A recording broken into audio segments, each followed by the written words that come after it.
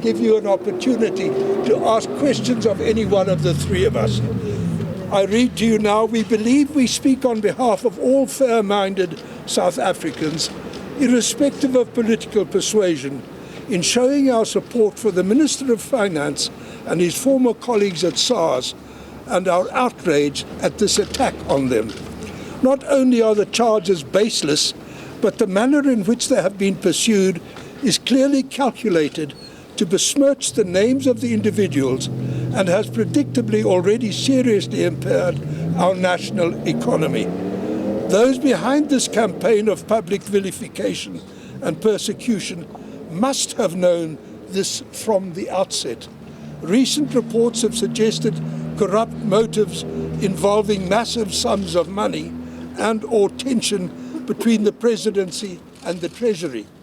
We do not have to speculate. We know that whatever the motives, the agency being primarily used to pursue the campaign is the Hawks, which is headed by a man whose appointment and fitness for office are currently being challenged in the courts. So is the hounding from office of his predecessor and the effective destruction of the senior command structure of not only the Hawks, but of IPID and even more ominously, the National Prosecuting Authority itself. We also know that the whole story of the so-called rogue unit, with its dubious origins, was apologetically withdrawn by the Sunday Times, the chosen channel for its distribution months ago. Most disturbing of all is that none of those now being publicly humiliated was ever given a proper opportunity to answer the charges in the course of the one-sided investigations, in quotation marks, of unsubstantiated allegations. Dragging in Minister Gordhan is all the more outrageous.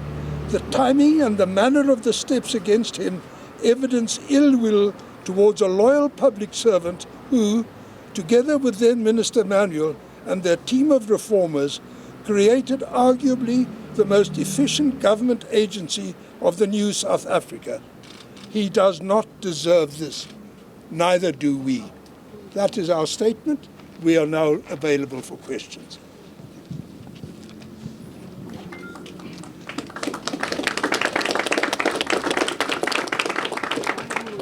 Advocate Bezos, why do you feel so strongly about this here today? I'm a lawyer.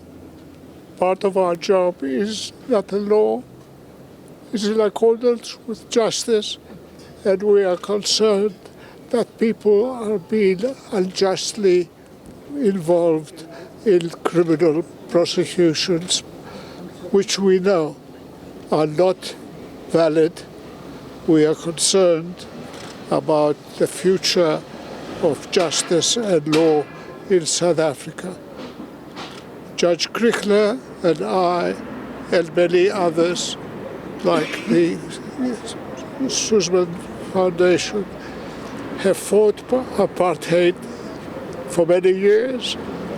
We are concerned that the events of the past are being repeated now. We stand by the Minister of Finance. We hope that the people of South Africa will stand by him and that this prosecution is nipped in the bud. Thank you. Judge Krichler, in terms of the court case against Klameza, what is the latest in terms of that? It's taking its long, slow course through the courts. It is progressing not sufficiently rapidly for us, but it is ongoing. We hope to reach the court in the foreseeable future to have the fitness of this gentleman for this high office judicially investigated and set aside. Judge Krichler, down here, sorry.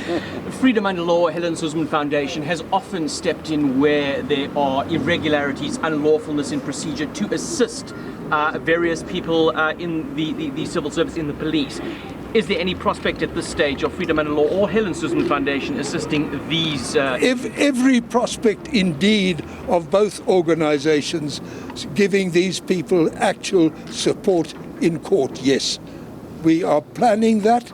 We are consulting with our respective boards, and we are certainly at this stage minded to take steps through the courts to protect these people against this kind of victimization.